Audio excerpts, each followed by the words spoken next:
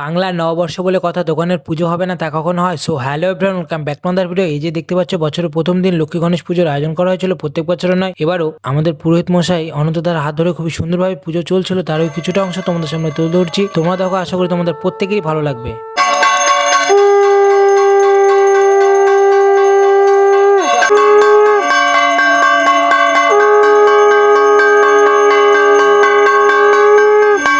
বলো নমো বিষ্ণু, নমো বিষ্ণু, নমো বিষ্ণু, নমো বিষ্ণু, নমো বিষ্ণু, নমো বিষ্ণু, তদ্বিষ্ণু তদ বিষ্ণু, পরমং পদ পরং পদ, সদা পশ্যন্তি সদবসন্তি, সূরায় সূরায়, দেবীব দেবীব, চক্ষুরাততম চক্ষুরাততম, শ্রী বিষ্ণু শ্রী বিষ্ণু, নারায়ণ হরি নারায়ণ হরি, নম নারায়ণ শ্রী হরি শ্রী হরি, নম শ্রী হরি শ্রী হরি, নম শ্রী নমঃ হরি। শ্রী হরি। হাতটা ধুয়ে নাও।